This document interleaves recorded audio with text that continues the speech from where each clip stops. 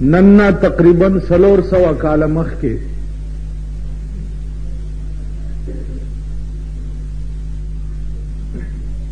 په دلی کې یو شاہی خاندان تیر شوی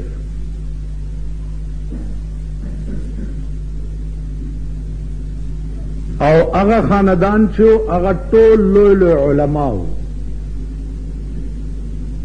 او ډېر لوی لوی خلک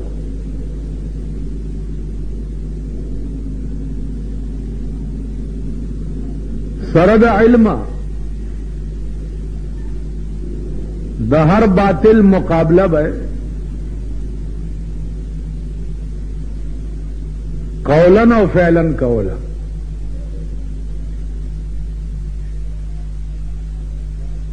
شاہ ولی اللہ محدث دہلوی رحمت اللہ علیہ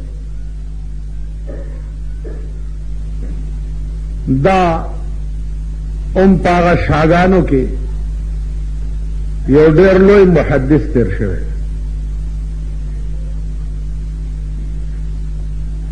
د تقوا حال داو چې یو ورځ په لاره روان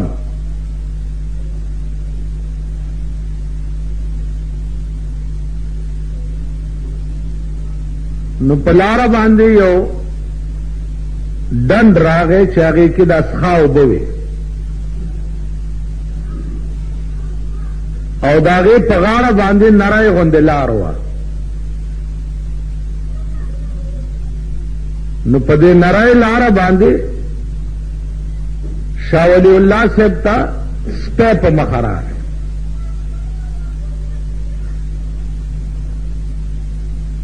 چې سپی ورته په مخه راغی نو شاه صاحب هغه سپي ته وایي چې ته دې څښه اوبو ته شه اسم سپی پلیتی او زه منځګزار سړی ما که ته پلیت شي خیر دی خو چې د څښه اوبو کې زما جامې پلیتې نه شي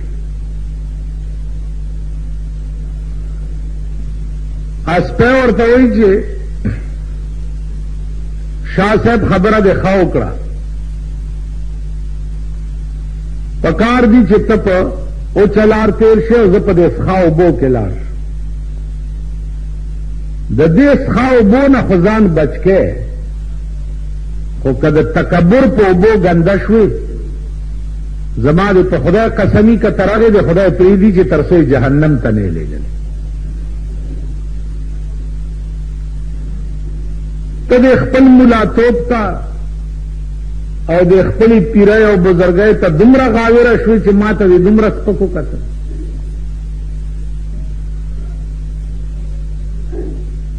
شاه صاحب رحمت الله علیه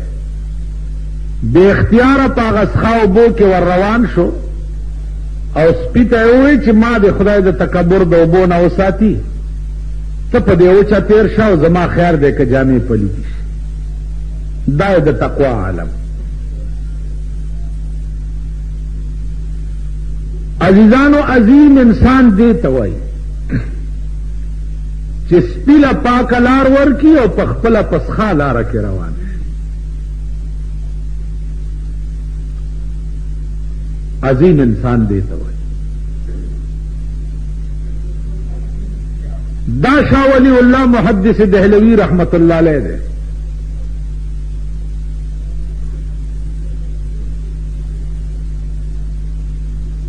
یو پادری راغی د لندن نه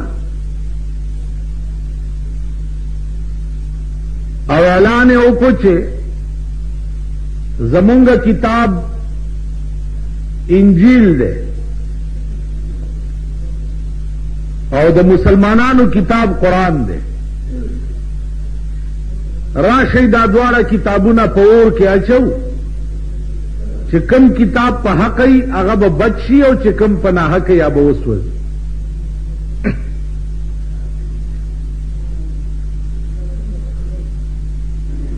تمام دلے حیران شو چې یا الله دا چیلنج چې دی پادری کړی دی که دا زمون کتاب اوس وځېدو د مسلمان قوم خو به میټي پلیته شي بلکل بیړه به یې غرقه شي.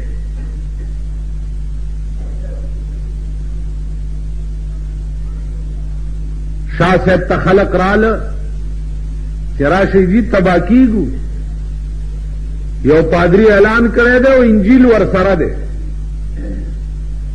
چې دا انجیل مور ته اچو او قرآن هم اچو. نو هسې نه چې قرآن وسوځي مونږ خو به غرق شو. اوس هغه پادري څه چل کړی چې په هغه انجیل یې هغه روغن مګلی او چې کوم اور کې واچي او نه سوځي. شاه صاحب راغی او خبره واورئ. قرآن هم په کاغذ لیکلے کتاب دے او انجیل هم په کاغذ لیکلے کتاب. قرآن او انجیل یو طرف تک ایکدا پادری صاحب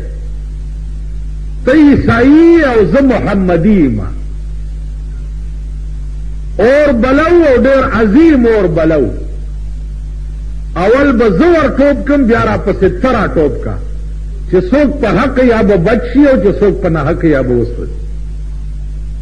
زه ورټوپ کوم کاغذ نه څه غواړې. پادری ویل دا خو نشي کېدی او په دا شاه صاحب د خلکو اوچت. عزیزانو دیتا تقوا او ورع او بزرگی وایي چې د باطل مقابله به داسې کوله چې اور ته سره ټوپ کوو. که زه رښتیا محمدي ما زه به ولې سوځم ولې به سوځم. یو مونږ څه یو سړی لړمان به نیوه. نو ما ته وی چې زه تا ته د لړم اجازه در کومه لاس کې دی نیسی. هغه به لاس کې ګرځول. رښتیا حسین زما لاس یې دمم کو خو چې لړم یې راویستو که نه ومې لیدو ته وتښتېدم. ما ورته وی چې دا ته کیسه وی والله که ایسم کو خالی بسم الله په دې لاس چوف کم او لړم ته وروړم مار ونیسم د مار خوله کې درته ګوته منډم خالی بسم الله ته چوف کم. تاسو خیال راغی. اوس زمونږ سړی راځي چې ملا صاحب په سر میں درد ہے ملا پہ لګیایي کله دې خوا نه راکاږي کله دې خوا نه راکاږي. ټیک شوی وای نه خو نور زیات مچائے اوچی چی مچائے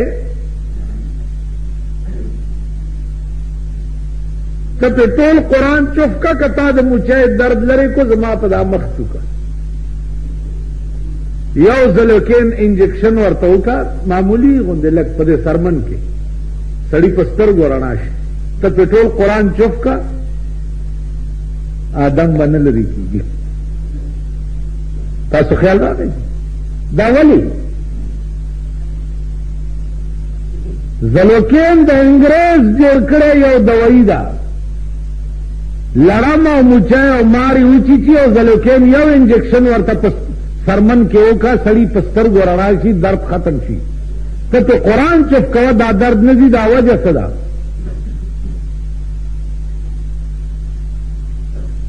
ټرایو کوي په مولیانو یو کوي په میاګانو یو کوي په پیرانو یو کوي وجه څه ده. ابو بکر صدیق رضی اللہ تعالی عنہ په غار ثور کې مار وخوړو او پیغمبر په دوه ټکي چفکۍ او ابو بکر وای په سترګو مې رڼا شو والله که ما ته دا محسوس کیږي چې زمار شي چلے خو هغه خولې نه دي پاتې. ایمان ستا دا پکار دی ایمان چې دا قرآن د هر مرض علاج دی. دا هر مرض او په خدا مې دې قسمی کوي بل علاج کوم سوا د دې چوک نه ته وګوره چې کیږي که نه کیږي. اوس ته دم دیشي ته دغه کې د دوايي دکان کې ناست یم یو سړی راشي یاره جي دا بیمار دی لږ دم پې واچو هلته یې د 200 روپو دارو اخېستي ما د دې دم خو شکرانه کېږي وایي څو 50 روپۍ وایي نه نه د دم خو 15 پیسې دي. اوس ته ووایه چې د پیرنګي جوړې کړې دوايانې دې د 200 واغستې دکاندار ته دا نه وایي چې د پیرنګي د دوایي خو 15 پیسې دي او زه به پې قرآن چوف کوم او ته ماته وایې د دې خو نو کم کلام چې دومره سپکي د یو قوم په نظر کې هغه کلام ذره به د مار او د لړم دم اچولی کېږي او درد به پې لرې کېږي. خبره ده که نو عرض میں داو جی چې په دنیا د خدای کې هغه مرض نشته چې د هغې علاج قرآن نه دی، هغه مرض نشته چې د هغې علاج حدیث د جناب محمد رسول الله نه. قرآن کے 2 صورتیں دي، قل اعوذ برب الفلق او قل اعوذ برب الناس. د شپې دا ولوله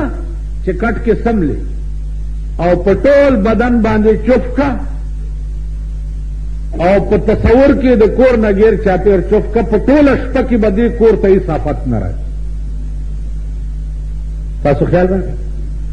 ستا دې بدن ته به په دې شپه کې هېڅ آفت نه را نږدې کېږي. نو عزیزانو دا خلق چې دومره لوی خلق شوی و داغه په دې قرآن او په دې حدیث 14 ایمانو چې زم انسان یم او ابراهیم علیہ السلام هم انسانو که ابراهیم او بے خطر کود پڑا بے خطر کود پڑا آتش نمرود میں عشق عقل فی محو تماشائے لب بامدی. اور تیار شو د نمرود ابراهیم علیہ السلام ته دا اور غړم ورټو عقل ویل سوچو کا اور ته څنګه ټوپ کې عشق ویل نه د معشوق په حکم کې لا سوچ چا پکې راوسته سوچ پکې په عشق کې سوچونه نه ورټو کې بس.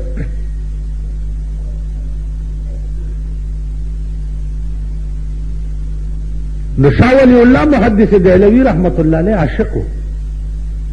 هغه د اور تړون بیا زدانګم وي سید ته په ستر اوست دا عظیم خلق ډېر لوی خلق